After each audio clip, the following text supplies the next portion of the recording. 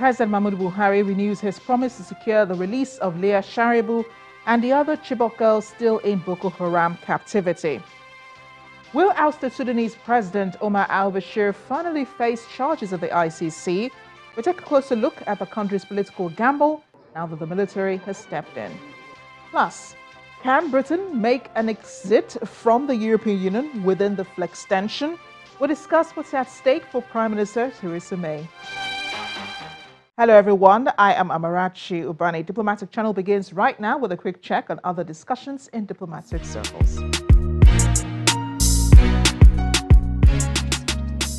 Lawyer to WikiLeaks founder Ms. Jennifer Robinson says Mr. Julian Assange will seek assurances that being extradited to Sweden over a sexual assault investigation will not lead to a further extradition to the US. Mr. Assange, who had enjoyed a 7-year asylum at the Ecuadorian embassy, was arrested and dragged out of the embassy on Thursday last week, paving the way for his extradition to the United States for one of the biggest ever leaks of classified information. His lawyers say he may risk torture and his life would be in danger if he were to be extradited to the United States. Ms. Robinson also dismissed allegations of Mr. Assange's supposedly inappropriate behavior in the embassy as outrageous, denying a claim made by Interior Minister Maria Paula Romo that he had been allowed to smear feces on the embassy walls. That's not true. Look, it's a difficult situation. I've been visiting him in the embassy throughout this 7-year period. He hasn't had access to the outside. He's been inside a room, effectively, as you said, for more than 7 years. People have children who are 6 and 7 years old. For your child's entire life, this man has been inside a room in quite difficult circumstances.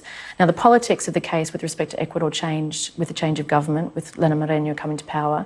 And ever since then, inside the embassy, it's become more and more difficult, to the point where even Human Rights Watch said it was akin to solitary confinement.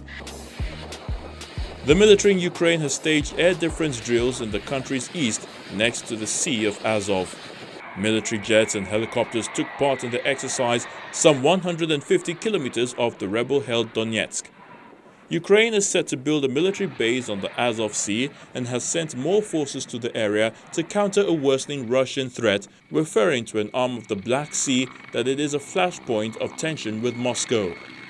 The country has been at loggerheads with Russia since 2014 annexation of Crimea, and more than 10,000 people have died in fighting between Ukrainian troops and Moscow-backed separatists. Ukraine and NATO countries accuse Russia of supplying troops and heavy weapons to East Ukraine, which Moscow denies. Chinese State Councillor and Foreign Minister Wang Yi has met with his Japanese counterpart Taro Kono in Beijing for high-level economic talks and also to inaugurate the Japan-China Year of Youth Exchange. Following the youth exchange ceremony, the two sat down for talks which started with photo sessions, followed by a discussion. Mr. Wang said that in the meeting on Sunday, the two sides will discuss globalization and global economic governance. 6 Japanese cabinet ministers attended the talks, as well as the assistant secretary to the Japanese Prime Minister. Welcome back. A promise and an update. President Muhammadu Buhari once again has promised Leah Sharibu will be rescued and returned to her family, and so will other Chibok girls still in Boko Haram captivity. He made the promise in neighboring Chad, where he was participating in the extraordinary session of the Conference of Heads of State and Government of the Community of Sahel-Saharan States, otherwise known as CENSAD. That's a group formed in 1998 following a conference of leaders and heads of states in Tripoli, Libya, whose main purpose is to establish regional security and sustainable development among member states, and that's the bottom line. But President Buhari said diverse efforts are being intensified to secure the release of the Chibok girls, along with all hostages in Boko Haram captivity, including Leah Sharibu, who was kidnapped from her school, Science Secondary School, Dapchi, Yobe State, on February 19, 2018. On Leah Sharibu's abduction, the interlocutors have reported encouraging progress so far.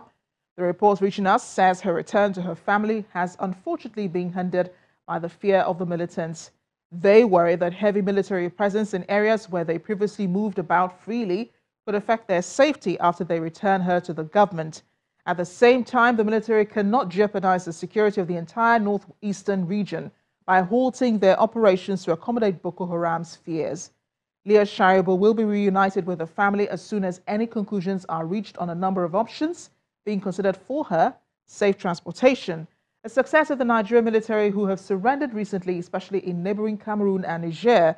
A similar mass surrender of militants is expected to happen soon in Nigeria. End of quote. Now, to the Chibok girls who have been rescued from Boko Haram captivity and sponsored by the Nigerian government to continue their studies at the American University of Nigeria, Yola, the president encouraged them to stay focused on becoming women who will inspire girls in Nigeria and around the world to triumph over the daily battles they face in a world that is often unfair to the girl child.